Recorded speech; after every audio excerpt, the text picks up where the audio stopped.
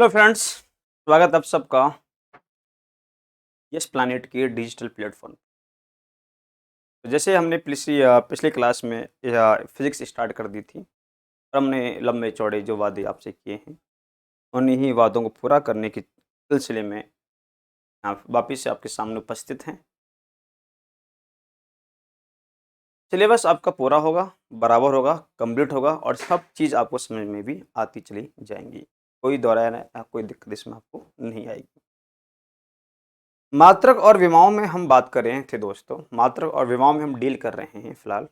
और मात्रक और विमाओं में से मैंने कुछ मात्रक और विमाएं आपको मैंने पिछली क्लास में बता दी थी और कुछ महत्वपूर्ण विमाएं आपको मैं यहाँ पे कुछ चर्चा कर लेते हैं। आज का भी सेशन हमारा मात्रक और विमाओं पर ही रहने वाला है, जिससे कि आपको मुख्यतः जो भी आपकी महत्वपूर्ण मात्रक हैं और उनकी जो विमा हैं वो आपको याद रहें, कंठस्थ रहें, आप इनको पढ़ लें, सीख लें, जान लें और 1-2 नंबर आपके जो भी हैं वो आपको आप पक्के आप अपने नंबर कर लें। ठीक है, इस सिलसिले को हम आगे बढ़ा रहे हैं दोस्तों, जैसे कि हम बढ़ाते चले आ रहे हैं और अब इस सिलसिले में हम शुरू करेंगे। सबसे पहले यहाँ पे वो ही मैं लिखूंगा भौतिक राशि,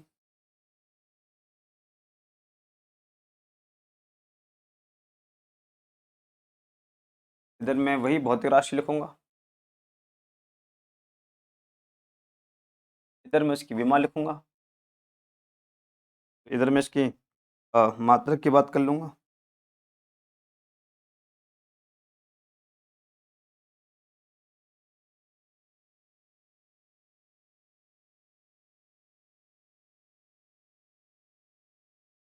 मात्रक और बीच में मैं आपसे बात कर लूंगा उसकी विमा। विमा, भौतिक राशियां, मात्रक और उनकी विमाएं। कुछ महत्वपूर्ण भौतिक राशियां भी अब हम शुरू कर रहे हैं, जैसे कि कल जहाँ से शुरू किया ख़त्म किया था वहाँ से आज हम शुरू कर रहे हैं। एक आपकी भौतिक राशि है शक्ति, पावर। दोस्तों शक्ति जो है इसका अगर हम ऐसे मात्रक की बात करते हैं तो शक्ति का ऐसे मात्रक होता है वाट। पावर का या शक्ति का अगर हम ऐसे मात्रक की बात करेंगे तो शक्ति का या पावर का जो ऐसे मात्रक है दोस्तों वो होता है watt। ठीक है, वाट या फिर इसका ही दूसरा मात्रक बनेगा जूल पर सेकंड। ये जूल पर सेकंड कहाँ से आएगा दोस्तों? वो इसके मात्रक से, इसके डेफिनेशन से आएगा। होती है शक्ति बराबर होती है कार्य करने की दर। तो शक्ति बराबर हो जाएगा कार्य बटा समय, कार्य बटा समय, वर्क अपॉन टाइम, कार्य बटा समय। कार्य का जो मात्रक है वो जूल है और समय का मात्रक सेकंड है, जूल पर सेकंड बन गया ना। और जूल पर सेकंड को ही दोस्तों हम कहते हैं वाट। अब इसकी विमा कैसे आपको लिखनी है, क्योंकि हर हर एक विमा याद करना हमारे लिए मुश्किल होगा, बनाना हमारे लिए काफ़ी आसान होगा तो हम बना ही लेते हैं ना। बनाना जब आसान है तो हम बना ही लेते हैं, क्या बिगड़ रहा है हमारा। तो मैंने कल एक बात बोली थी आपसे, अगर आपको याद है तो मैंने कल क्या बोला था कि भाई कि पावर जो फोर्स है आपका, जो बल है ना, उसका ही आपको विमा याद रख लो ना। बल की विमा याद रख लो आप। बल की विमा क्या है? हर एक भौतिक राशि को जितना पॉसिबल हो सके, जितना संभव हो सके, उनको बल से जोड़ने का प्रयास कीजिए, बल से जोड़ने का प्रयास कीजिए। देखो जैसे कि यहाँ पर आ रहा है कार्य, कार्य आ रहा है। कार्य क्या होता है दोस्तों? कार्य होता है बल गुणा विस्थापन, बल गुणा विस्थापन, ये कार्य है। और नीचे आपका समय दे ही रखा है आपको, नीचे समय की बात कर रहा है दोस्तों। बल जो है, बल की विमा क्या होती है दोस्तों? बल की विमा आपको याद है m1 l1 t-2, ये बल की विमा है। विस्थापन क्या होता है? लंबाई, लंबाई की विमा हो गई है l1। समय जो है इसकी विमा हो गई है t1। ठीक है ना, t समय को शो कर रहा है, l लंबाई को शो कर रहा है, विस्थापन दूरी को शो कर रहा है और बल m1 l1 t-2 है। दोस्तों आधार समान है तो खाते जोड़ दो। इस काम को एक काम करो, जब t ऊपर आएगा तो माइनस का हो जाएगा, तो इसको हम m1 l1 t-2 into l1 into t-1 इस तरह से आपको याद रखना है। ठीक है ना, m1 को m1 लिख दिया आपने, मैं इधर लिख देता हूँ m1 l1 l1 आधार समान है तो घात जोड़ दीजिएगा, एक और एक क्या हो जाएगी, ये 2 हो जाएगी। यहाँ पे टी तो है -2, टी है -1, ये -3 हो जाएगा। तो ये विमा बनती है शक्ति की m1 L2 T-2। कितना आसान है दोस्तों, कितना आसान है। देखो जहाँ तक संभव हो सके, जहाँ तक पॉसिबल हो सके दोस्तों, विमाओं को उनके बल से जोड़ने का कोशिश कीजिए। विमाओं को बल से जोड़ने का कोशिश कीजिएगा और फिर देखो कितना मजा आएगा विमाओं को सीखने में, विमाओं को बनाने में। देखो जैसे कि अगली भौतिक राशि आप यहाँ पे देखते हैं।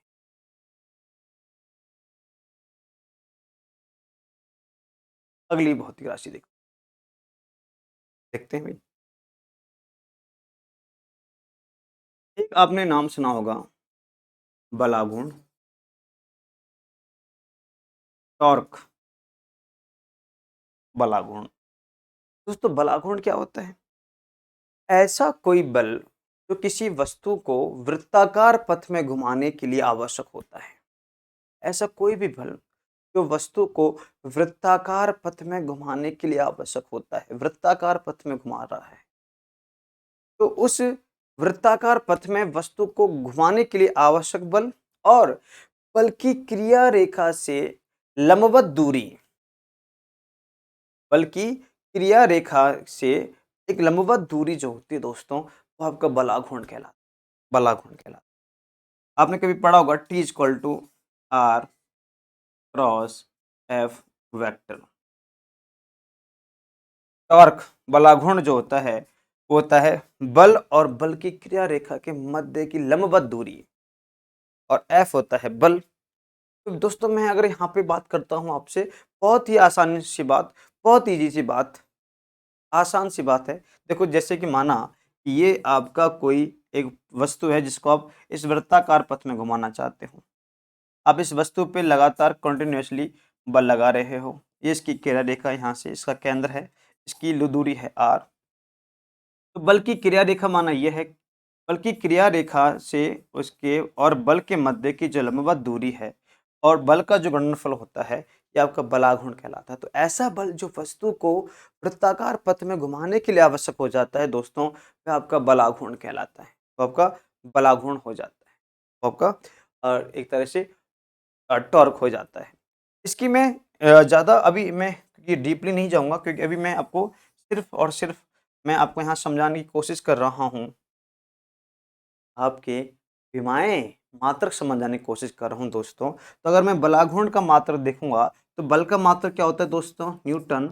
और दूरी का मात्रक क्या होता है? मीटर। न्यूटन गुणा मीटर। बलाघूर्ण का मात्रक हमें पता चल चुका है दोस्तों, कितने आसानी से पता चल चुका है। न्यूटन गुणा मीटर हो गया है, कितना आसान है। और न्यूटन गुणा मीटर से न्यूटन की विमा क्या होती है दोस्तों? न्यूटन की विमा होती है m1 L1 T-2। और दूरी की विमा क्या होती है दोस्तों? L1 होती है। अगर विमा अगर आधार समान है दोस्तों, घात जुड़ जाती है। सिंपल से मैथमेटिक्स है। तो अगर आप इन दोनों को जोड़ोगे तो यह आ जाएगा m1 L1 L1 ये L2 हो जाएगा और T-2 हो जाएगा। m1 L2 T-2 दोस्तों, ये किसकी विमा आ गई है? ये दोस्तों ये बलाघूर्ण की विमा आ गई है। कितना आसान है चीज़ें, कितना मज़ेदार आ रहा है, कितना मज़ा आ रहा है। हा हा हा, क्या मज़े आ गए यार दोस्तों। आपको ऐसे ही तो मज़ा चाहिए। आपको अगर फिजिक्स को पढ़ना है तो इसी मज़े के साथ पढ़ो। आप देखो कितना मज़ा आने वाला है दोस्तों। मैं तो सोच-सोच की कि मैं कैसे आपको आगे बढ़ाता चला जाऊँ, अपने साथ जोड़ता चला जाऊँ और हर एक चीज़ को बहुत ही आसानी से आपको समझाता चला जाऊँ, ठीक है? हर एक चीज़ आपके लिए बहुत आसान होने वाली है। अगला देखते हैं। ये बलाघूर्ण की विमा आ गई है। अगली विमा हम करते हैं अब। देखिए अगली है, अच्छा अगली मैं कुछ और बता देता हूँ आपको।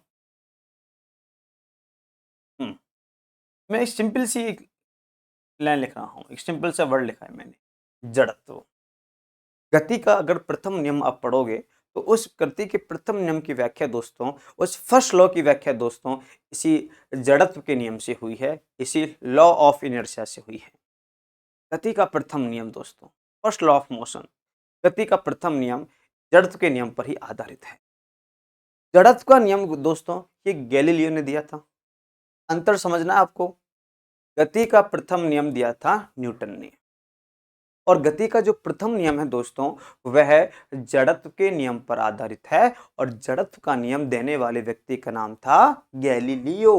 तो क्वेश्चन किस तरह से आ रहा है वो आपको समझिएगा। क्वेश्चन क्या आ रहा है, क्वेश्चन अगर पूछा जाए कि भाई जड़त्व का नियम देने वाले व्यक्ति कौन है, तो जड़त्व के नियम के देने वाले व्यक्ति का नाम है गैलीलियो।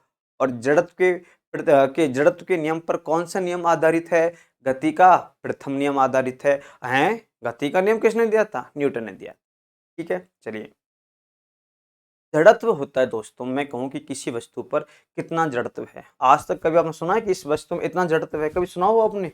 नहीं, क्योंकि सुनोगे तो आप उसके हो जो कुछ है दुनिया में, जो दुनिया में है ही नहीं वो आप कैसे सुन लोगे, वो आप कैसे सुन लोगे, वो होता ही नहीं है।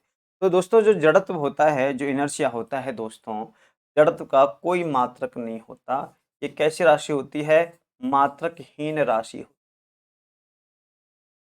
मात्रकहीन राशि। जड़त्व हालांकि द्रव्यमान पर निर्भर करता है। इनर्शिया दोस्तों, जड़त्व जो होता है दोस्तों, इनर्शिया, ये आपका मास पर डिपेंड करता है, द्रव्यमान पर निर्भर करता है दोस्तों, लेकिन इसका कोई मात्रक नहीं होता है। द्रव्यमान का मात्रक है, द्रव्यमान का मात्रक किलोग्राम है, मास का यूनिट है किलोग्राम, लेकिन जड़त्व का कोई मात्रक नहीं है, इनर्शिया का कोई यूनिट नहीं है। ठीक है, जड़त्व एक मात्रहीन राशि है और जिनके मात्रक नहीं होते दोस्तों उनकी विमा भी नहीं होती है। जिनकी विमा नहीं होती उसका मतलब ये नहीं है कि उसका मात्रक नहीं है, मात्रक हो सकता है। जिनकी, अगर मैं यहाँ लिख रहा हूँ कि अगर मात्रकहीन राशि है, मात्रकहीन होने पर जो भौतिक राशि है, भौतिक राशि विमाहीन भी होगी, विमाहीन होगी। याद रखना, मात्रकहीन होने पर, अगर कोई भौतिक राशि मात्रकहीन है तो ये भी वो भौतिक राशि जो है वो विमाहीन भी होगी। पर अगर कोई राशि विमाहीन है, तो विमाहीन है तो आवश्यक नहीं है, तो आवश्यक नहीं है, आवश्यक नहीं है कि राशि की भौतिक राशि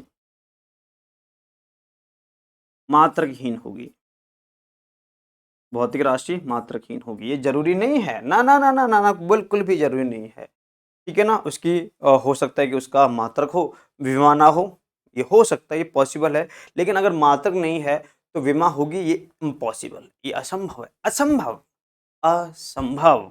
ठीक है, देखिएगा, एक जैसे मैं इसको समझाने के लिए लिख रहा हूं मैं आपको, जैसे कि आपने कभी पढ़ा होगा एंगल, कोण, एंगल पढ़ा होगा आपने। ठीक है दोस्तों, जो एंगल है, जो कोण होता है, इस कोण की जो मात्रक होता है वो होता है रेडियन। कोण का, एंगल का जो मात्रक होता है वो रेडियन होता है, लेकिन इसकी कोई विमा नहीं होती है। तो भाई देखो, जो भौतिक राशि जिसका मात्रक नहीं है उसकी विमा भी नहीं है। मात्रक अगर नहीं होगा तो विमा भी नहीं होगी। परंतु इधर देख लेते हैं, कोण है, कोण का मात्रक क्या होता है, रेडियन होता है। मात्रक तो है इसका, लेकिन इसकी कोई विमा नहीं है। तो भाई याद रखना, मात्रक ना होने पर विमा नहीं होगी, लेकिन विमा अगर नहीं है तो उसका मात्रक हो भी सकता है और नहीं भी हो सकता है। क्लियर है, अगला देखते हैं नेक्स्ट पॉइंट का। जड़त्व के बाद एक और हम शब्द पढ़ लेते हैं, जड़त्व आघूर्ण।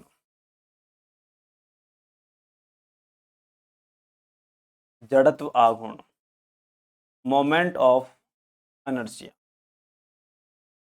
Moment of inertia.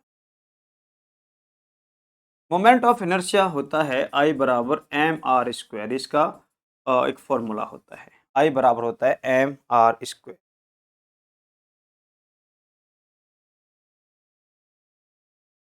आई बराबर होता है एम आर स्क्वायर। एम यहाँ पर है द्रव्यमान, आर है उनके दोनों पिंडों के बीच की दूरी, आर क्या है, दूरी है, या द्रव्यमान केंद्र से पिंड की दूरी है। द्रव्यमान के अंदर क्या होता है, सेंटर ऑफ मास क्या होता है, ये सब आपके ये बात की बात है, जब हम टॉपिक पढ़ाएंगे तो बता देंगे आपको। इतना क्यों आप लोड ले रहे हो, थोड़ा सा लोड ले लो, अभी तो आपको 2 नंबर क्लियर करने हैं अपने, बस उतना ही लोड लो, अपना 2 नंबर को क्लियर करो, अपने अपने 2 नंबरों को पहले क्लियर करो दोस्तों। तो उसके लिए एम आर स्क्वायर, जहाँ एम तो है द्रव्यमान और आर है उनके मध्य की दूरी, द्रव्यमान केंद्र से किसी पिंड की दूरी उसका आर कहलाता है।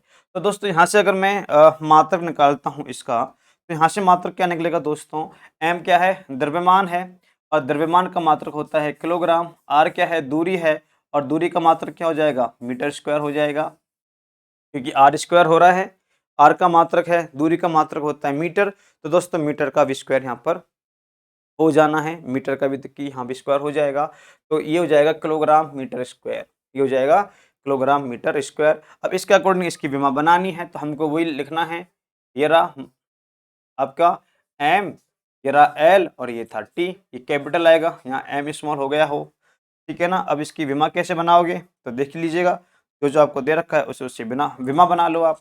ये क्या दे रखा है आपका, किलोग्राम दे रखा है, ये क्या दे रखा है, किलोग्राम। किलोग्राम जो है ये किसका मात्रक होता है दोस्तों, द्रव्यमान का मात्रक होता है, मास का मात्रक होता है। यहाँ पे द्रव्यमान कितनी बार आया है दोस्तों, किलोग्राम कितनी बार आया है, यहाँ पर एक बार आया है, ऊपर आया, बिल्कुल ऊपर आया है, एक बार हो गया। एल क्या है, लंबाई है, एल क्या है, लंबाई है, लेंथ है।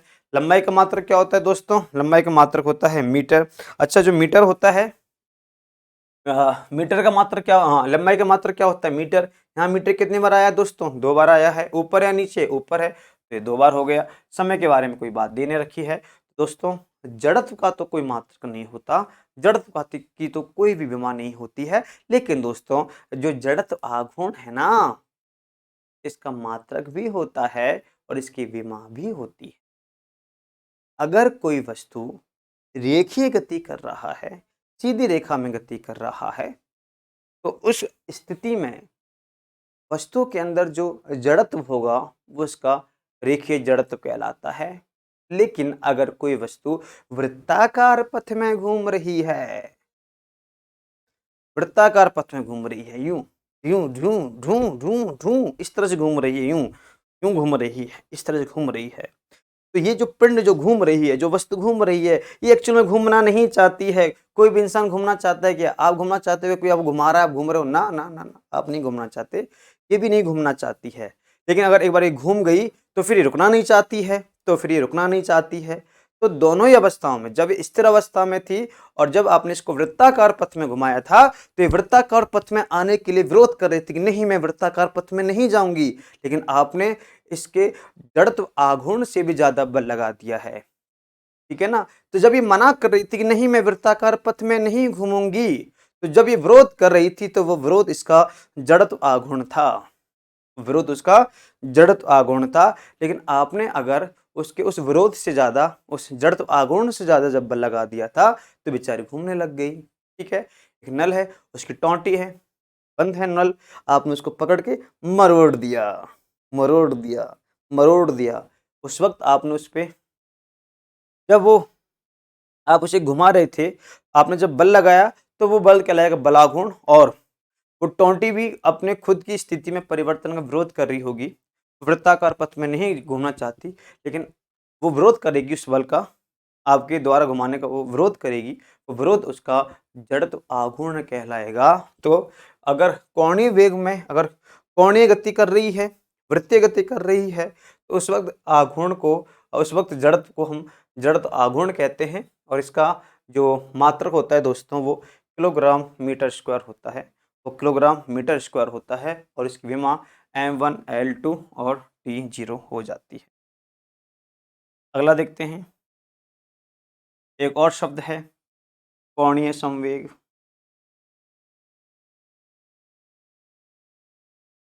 कोणीय संवेग J बराबर होता है P इंटू आर, जहाँ P होता है रेखीय संवेग और R होता है दूरी, दूरी होती है, तो ये आपका कोणीय संवेग है।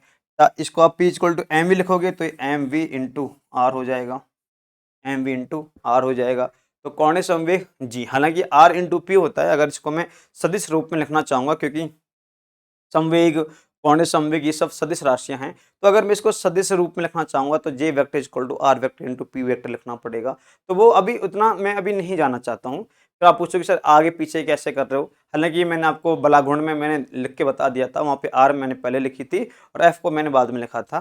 तो यहाँ भी मैं इसको आर को पहले लिखता, पी को मैं बाद में लिखता, पर कोई बात नहीं, यहाँ पे हम इतना उस चीज पे ध्यान नहीं दे रहे फिलहाल, अभी हम आपको विमाओं पे ध्यान दे रहे हैं। तो एम वी क्या है दोस्तों, संवेग है। एम वी क्या है दोस्तों, संवेग है। संवेग का मात्रक एम का मात्रक क्या है, एम क्या है यहाँ पर, एम यहाँ पे द्रव्यमान है, एम यहाँ पे मास है, और मास का मात्रक दोस्तों क्या होता है, किलोग्राम। सोचने वाली बात ही नहीं है, जहां एम दिखा टांग दिया उसका मात्रक, सीधा किलोग्राम दे दिया। टांगना है हमको, तो हर चीज को टांगते रहो आप, फिजिक्स का मतलब है टांग देना। अच्छा वी क्या है यहाँ पर, वी यहाँ पर क्या है दोस्तों, तो दोस्तों वी तो आपको पता है वेग है, और वेग का मात्रक क्या होता है, वेग का मात्रक होता है मीटर पर सेकंड। वेग का मात्रक क्या होता है दोस्तों, मीटर पर सेकंड, ठीक है। और आर क्या है, दूरी है, दूरी का मात्रक क्या हो जाएगा दोस्तों, मीटर हो जाएगा, दूरी का मात्रक तो मीटर होता है। तो इसको मैं अगर एक साथ लिखूंगा तो क्या लिखूंगा दोस्तों, तो इसको मैं एक साथ लिखूंगा kilogram metre into metre, metre square upon second, kilogram metre square upon second, kilogram metre square upon second.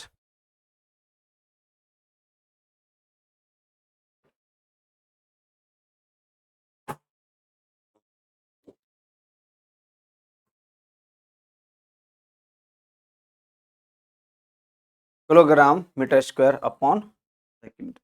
तो अब मैं इसकी विमा बनाना शुरू करता हूँ। अगर मैं अब इसकी विमा बना लेता हूँ, तो इसकी विमा बनाने से क्या होगा दोस्तों, देखिएगा। मैं इसकी विमा बना रहा हूँ, ये है इसका एक लार्ज ब्रैकेट, इसका है बड़ा कोष्ठक। इस बड़े कोष्ठक में मुझे लिखनी इसकी विमा, लिखनी विमा। तो देखिएगा इसकी मात्रक पे जाओ सीधा सीधा। सबसे पहले आप लिखो एम एल टी लिख दो। पहले आप लिख दिया एम, फिर आपने लिख दिया एल, फिर आपने लिख दिया T. M L T, M L T, M L T, M L T, सीधा सा बात था। अच्छा अब जाओ आप यहाँ पर, एम क्या है यहाँ पर दोस्तों, द्रव्यमान है, मास है, और द्रव्यमान का मात्रक क्या होता है दोस्तों, द्रव्यमान का मात्रक होता है किलोग्राम। देखो भैया सीधा सीधा दे रखा है आपको किलोग्राम, तो किलोग्राम यहाँ पे कितनी बार आया है, एक बार आया है, तो m1 हो गया है। अच्छा l क्या है, लंबाई है, लंबाई का मात्रक क्या होता है, मीटर होता है। मीटर है क्या यहाँ पर, बिल्कुल है। कितनी बार है, दो बार है, तो दो लिख दिया, m1 l2। और अपॉन में क्या रखा है, सेकंड आ रहा है, ठीक है ना। टाइम, टाइम का मतलब क्या होता है, समय, समय का मात्रक क्या होता है, सेकंड, सेकंड है यहाँ पर। नीचे ऊपर जाएगा तो ये हो जाएगा माइनस का, तो हो जाएगा माइनस का 1, हो जाएगा माइनस का 1। तो कोणीय संवेग जो होगा, एंगुलर मोमेंटम जो होगा दोस्तों, उसकी विमा बनेगी m1 l2 t minus 1, m1 l2 t minus 1। ये किसकी विमा बनी है दोस्तों, ये विमा बनी है आपके कोणीय संवेग की, एंगुलर मोमेंट की, मोमेंटम की, ये एक विमा बन गई है। अगला देखते हैं।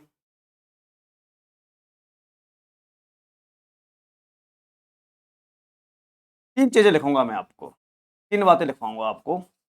पहला मैं लिखूंगा यहाँ पर कोणीय विस्थापन, एंगुलर डिस्प्लेसमेंट। फिर मैं लिखूंगा यहाँ पर कोणीय वेग, एंगुलर वेलोसिटी। फिर मैं यहाँ लिखूंगा कोणीय त्वरण, एंगुलर एक्सेलरेशन। कोणीय त्वरण लिख दूंगा, लिख दिया, बिल्कुल लिख दिया, लिख दिया, बिल्कुल लिख दिया, लिख दिया, अरे हाँ भाई लिख दिया, ठीक है, ओके। क्या होता है ये, बात तो ये है ना, ये होता क्या है, क्या होता है कोणीय विस्थापन। पहली बात, कोणीय विस्थापन क्या होता है, इसके बारे में हम बात करेंगे, थोड़ा समझा देते हैं। ये एक आपका वृत्तीय पथ है, ये इसका सेंटर है। एक पिंड यहाँ पर रखा हुआ है, ये पिंड पॉइंट ए पर है, इसके बाद ये पिंड पॉइंट बी पर चला जाता है। और जब पॉइंट ए से पॉइंट बी पे जाता है तो ये एक दूरी तय करता है जिसका मान है माना कि स्मॉल डी, ठीक है।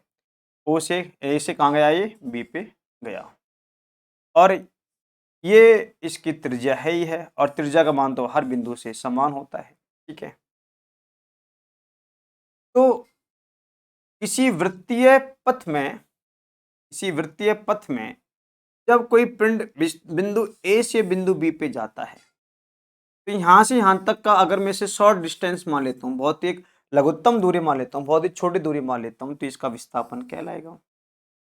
और इसके कोण में जो परिवर्तन आया है, जब ये यहां से यहां पे गया है, इसका जो कोण बना है दोस्तों, ये जो थीटा बना है, ये इसका कोणीय विस्थापन कहलाता है। इसका कोणीय विस्थापन कहलाता है। क्या कहलाता है? इसका कोणीय विस्थापन। यहां से यहां तक की दूरी इसका विस्थापन है। इसको मैं अगर एक बहुत ही शॉर्टेस्ट डिस्टेंस मान लेता हूं, तो दो बिंदुओं के मध्य की सीधी दूरी आपका विस्थापन कहलाएगी। लेकिन जो कोण बना एक बिंदु से दूसरे बिंदु पर जाने के दौरान, इस वृत्तीय पथ में जो कोण बना दोस्तों, ये कोणीय विस्थापन होता है। कोणीय विस्थापन कोण क्या होता है? थीटा क्या होता है? चाप बटा त्रिज्या। थीटा बराबर क्या होता है? चाप बटा त्रिज्या। चाप कितना है यहाँ पर? ये डी के बराबर चाप है। त्रिज्या कितनी यहाँ पर? आर है। चाप की जो दूरी है चाप जी क्या होती है? चाप भी तो दूरी है, चाप भी तो दूरी है। और इसका जो ये जो आपका भाग था, ये भी दूरी था। तो इसका मतलब दोनों ही ऊपर और नीचे दूरी दूरी है।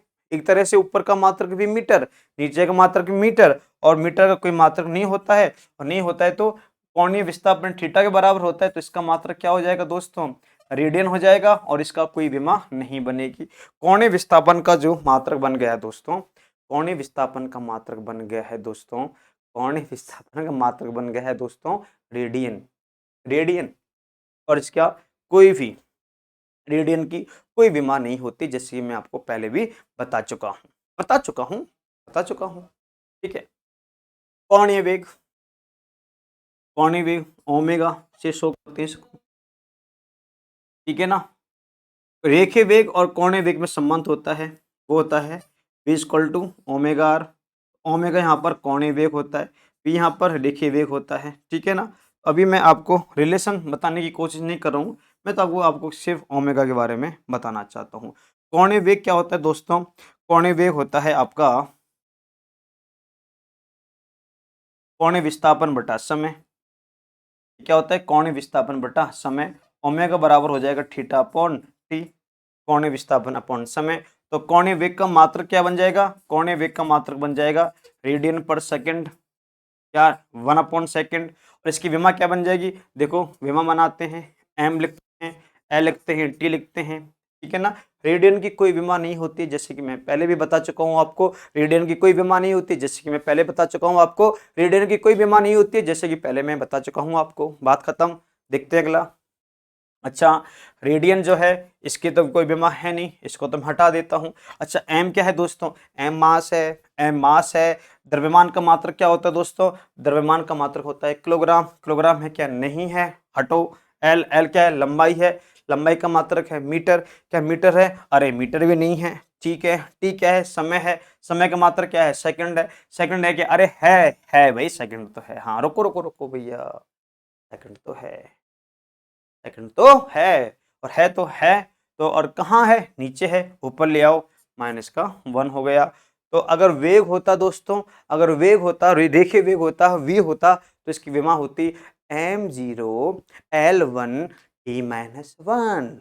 लेकिन कोणीय वेग है, तो इसकी विमा क्या होगी? m0l0t-1। कोणीय त्वरण है, इसका सिंबल होता है alpha. Alpha, alpha equal to होता है ओम, हाँ आपका ए इंटू आर। लेकिन वो बात की बात है। हाँ, कोणीय त्वरण जो होता है ये हो जाएगा आपका omega upon T. Omega upon T, omega का मात्रक क्या हो जाएगा? रेडियन पर सेकंड, फिर अपॉन में सेकंड, तो इसका मात्रक बन जाएगा radian upon second square. Radian upon second square इसकी एक विमा बन जाएगी। ठीक है, इसका मात्रक बन जाएगा। और अगर इसकी मुझे विमा बनानी है, तो इसकी विमा बनेगी M L T, M L T, M L T. M क्या है इसका? एम है इसका दोस्तों मास। द्रव्यमान, द्रव्यमान का मात्रक किलोग्राम नहीं है, हटा दो। एल लंबाई, मीटर नहीं है, हटा दो। टी समय, सेकंड है, 2 बार है, नीचे है, ऊपर लाओ, t-2। m0l0t-2, ये इसकी एक विमा हो गई है दोस्तों। ठीक है। और आगे बढ़ लेते हैं। हमको तो सिर्फ चीजें पढ़नी है, हमको तो सिर्फ बस चीजें याद रखनी है। अच्छा अब देखो, दाव, क्या है ये? दाव है। दाव होता है P बराबर, हाँ, बल बटा क्षेत्रफल, पढ़ा होगा। एकांक क्षेत्रफल पर लगने वाला लंबवत बल, एकांक क्षेत्रफल पर, एकांक क्षेत्रफल पे लगने वाला लंबवत बल आपका दाब कहलाता है, प्रेशर कहलाता है। एकांक क्षेत्रफल पर लगने वाला बल आपका दाब कहलाता है। दाब बराबर हो जाएगा बल बटा क्षेत्रफल, ठीक है ना। अब यहाँ पे जो बल है, यहाँ पे जो बल है, बल की विमा क्या बनती है दोस्तों? बल की विमा क्या बनती है आपको पता ही है, बल की विमा है। अच्छा पहले यहाँ पे मात्रक क्या हो जाएगा? मात्रक हो जाएगा, बल का मात्रक, दाब का मात्रक होता है दोस्तों पास्कल। या फिर अगर आप यहाँ से देखोगे, इस फॉर्मूला से देखोगे, तो इस फॉर्मूला से इसका मात्रक बन जाएगा न्यूटन अपॉन मीटर स्क्वायर। अरे मैं तो पहले भी बोल चुका हूँ, न्यूटन की विमा याद करना कितना जरूरी होता है, कितना जरूरी है। M1 L1 T-2, M1 L1 T-2, किसकी विमा है? ये बल की विमा है, ठीक है। अच्छा बल की विमा मुझे पता है, M1 L1 T-2। क्षेत्रफल क्या होता है आपका? लंबाई गुणा चौड़ाई होती है। लंबाई चौड़ाई दोनों के मात्रक क्या होते हैं? मीटर होते हैं। तो मीटर का हम क्या लिखते हैं? L लिखते हैं। लंबाई का हम विमा क्या लिखते हैं? L लिखते हैं। और L की विमा हम यहाँ पे लिख रहे हैं आपके सामने, वो क्या होती है? L कितनी बार आई है यहाँ पर? 2 बार, L2 हो गया। इसे आप ऊपर ले जाओ, ऊपर लेके जाओगे तो भाई माइनस का जो प्लस का 2 है वो माइनस का 2 हो जाएगा। तो ये क्या हो जाएगा? M1 ऊपर जाएगा, ये ऊपर जाती है, L माइनस का 2 हो जाएगा। आधार समान है, घातें जोड़ दीजिएगा, प्लस 1 माइनस का 2 माइनस का 1 रह जाएगा। तो ये क्या बन जाएगा? M1 L minus 1 T-2, M1 L minus 1 T-2, M1 L minus 1 T-2। ये किसकी विमा बन गई है दोस्तों? दाब की विमा बनी है। ये प्रेशर की विमा बनकर आपकी तैयार है, प्रेशर कुकर में आपकी प्रेशर की विमा बनकर तैयार है, ठीक है। अच्छा अगला कुछ पढ़ाने से पहले मैं आपको विकृति के बारे में बता देता हूँ, स्ट्रेन के बारे में आपको कुछ बातें बता देता हूँ। विकृति, विकृति आपकी लंबाई में भी आ सकती है, क्षेत्रफल में भी आ सकती है और आयतन में भी आ सकती है। लंबाई में विकृति कैसे आती है?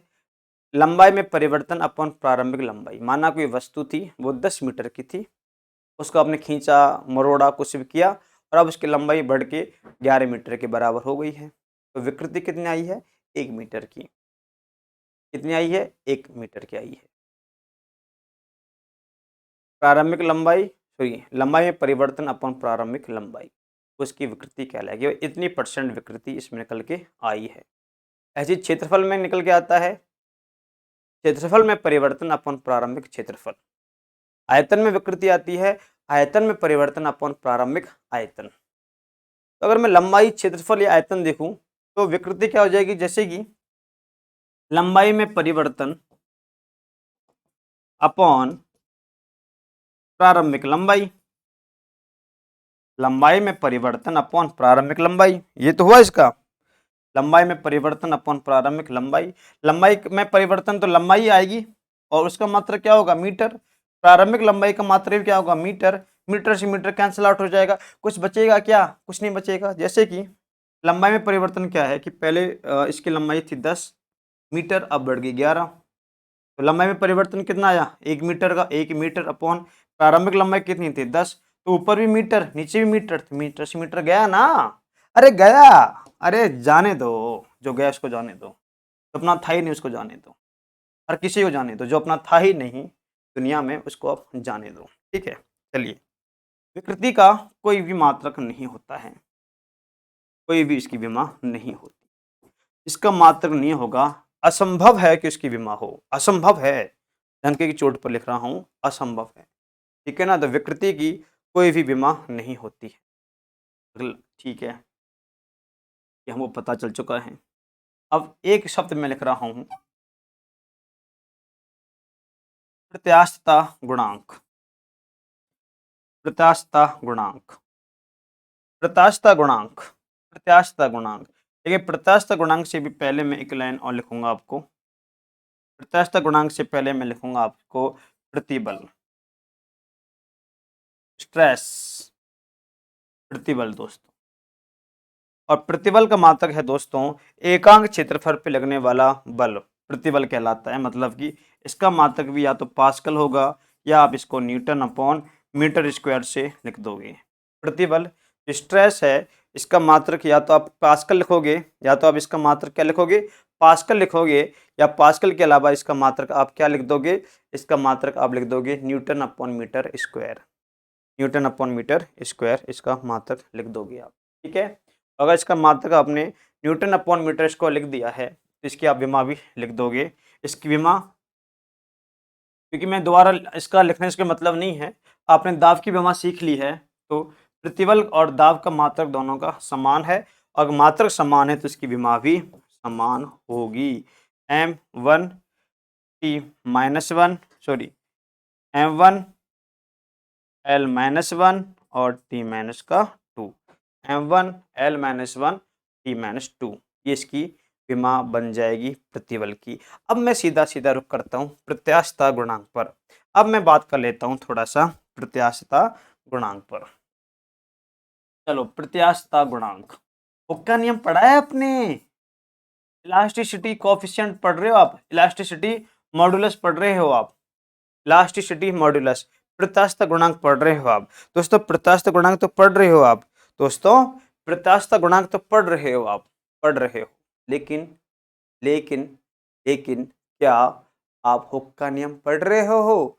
हुक्का नियम क्या होता है, किसी भी वस्तु में, किसी भी वस्तु में उत्पन्न विकृति उस पर लगाए गए प्रतिबल के समानुपाती होती है, प्रतिबल समानुपाती होती है विकृति। हाँ भाई, हुक्का नियम है ये, हुक्का नियम ने आपको बता दिया है किसी भी वस्तु पर या किसी भी वस्तु में उत्पन्न होने वाली विकृति उस पर लगाए गए प्रतिबल के समानुपाती होती है, प्रतिबल समानुपाती विकृति। और अगर मैं यहाँ पर समानुपाती चिन्ह को हटाऊंगा, यहाँ पर एक कांस्टेंट आ जाएगा दोस्तों, वो होगा आपका प्रत्यास्थता गुणांक, वो होगा प्रत्यास्थता गुणांक इंटू विकृति। और अगर मैं यहाँ से प्रत्यास्थता गुणांक का मतलब निकालता हूँ तो प्रत्यास्थता गुणांक बराबर हो जाएगा दोस्तों प्रतिबल अपॉन विकृति, प्रतिबल अपॉन विकृति। और अभी थोड़ी देर पहले बताया था कि जो प्रतिबल है उसका मात्रक क्या होता है दोस्तों, उसका मात्रक होता है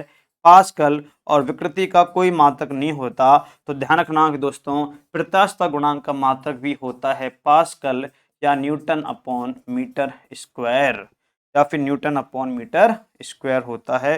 ये पूरी की पूरी दोस्तों जो रामायण मैंने यहाँ पे गाई है, बोली है, सुनी है, लिखी है, ये प्रत्यास्थता गुणांक को लेकर ही लिखी है।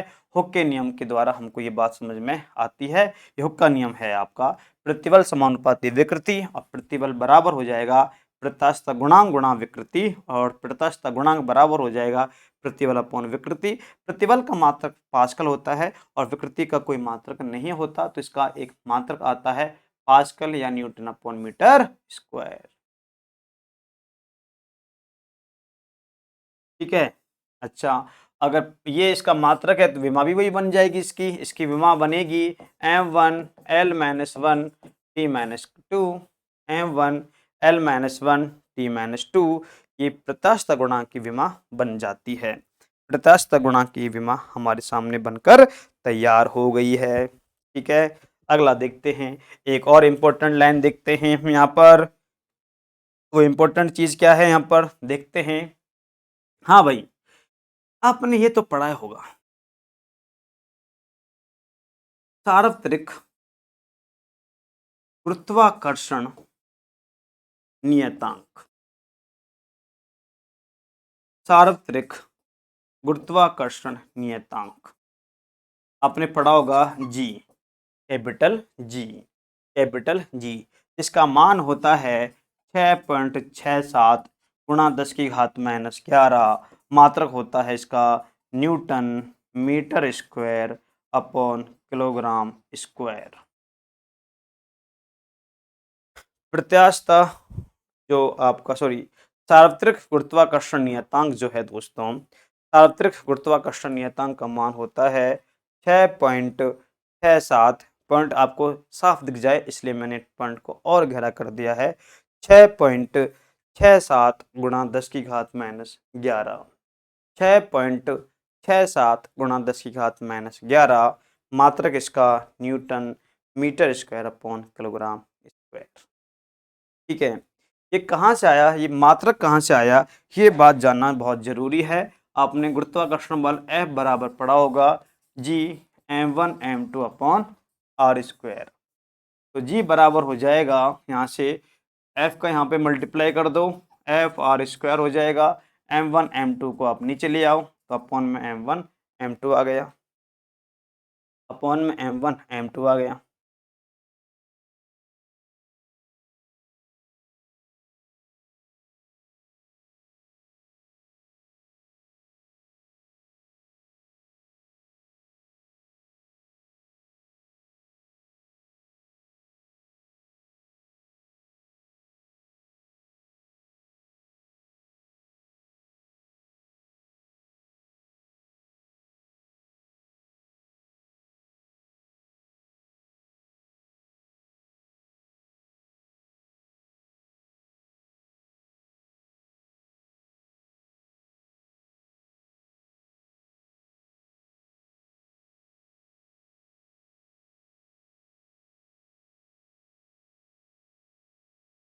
हाँ जी,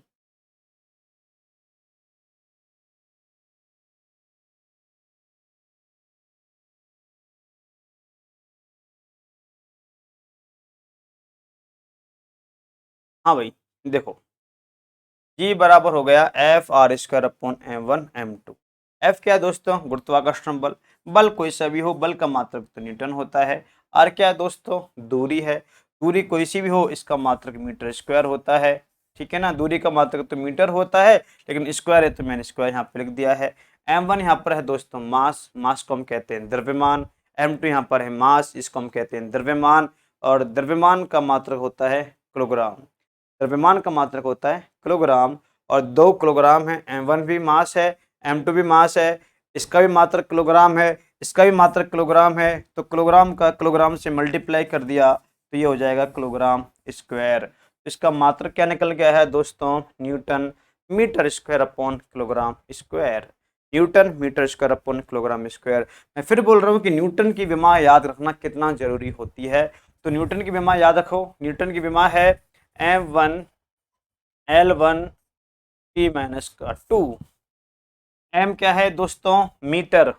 मीटर किसकी विमा होते हैं, मीटर किसका मात्रक होता है, लंबाई का। लंबाई की विमा है L। मीटर कितनी बार आया है, 2 बार आया है। ठीक है ना, अपॉन, चलो वापिस, किलोग्राम। किलोग्राम किसका मात्रक होता है, द्रव्यमान का। द्रव्यमान की विमा क्या होती है, m। कितनी बार आया है, 2 बार आया है, लिख दो 2। जो ऊपर है उनको ऊपर रहने दो, जो नीचे है उनको भी ऊपर ले जाओ। ऊपर लेके जाओगे तो ये हो जाएगा, ये क्या हो जाएगा दोस्तों, ये हो जाएगा आपका m1 L1 T minus 2 into L2 into इसको भी ले जाओ ऊपर, ये हो जाएगा m माइनस 2। आधार समान है तो घात जोड़ते क्यों नहीं हो, अरे जोड़ो। m1 m माइनस 1 प्लस का 1 माइनस का 2 माइनस का 1 हो गया है। L1 L2 ये L3 हो गई है। ठीक है ना, T माइनस 2 T माइनस 2 हो गई है। m minus 1 L3 T minus 2, m minus 1 L3 T minus 2, ये इसकी हो गई है विमा, ये इसकी हो गई है विमा। तो मैं अगर कहूँ कि सार्वत्रिक गुरुत्वाकर्षण नियतांक, इसका मात्रक क्या होता है, इसका मात्रक होता है न्यूटन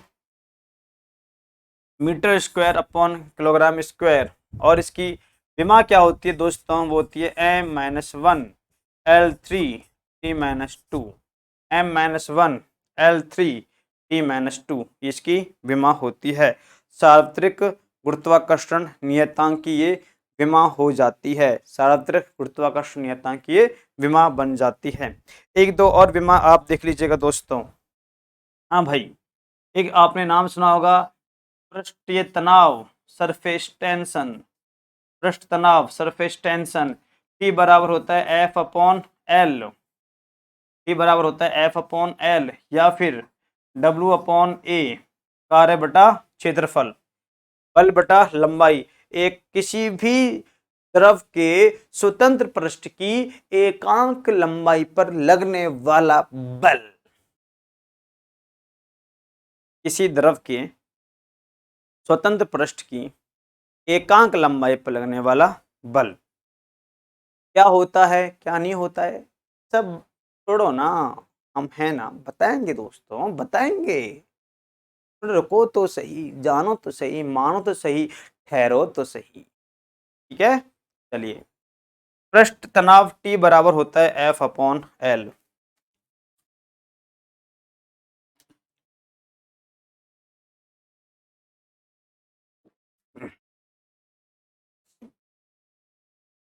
T बराबर होता है F अपॉन एल।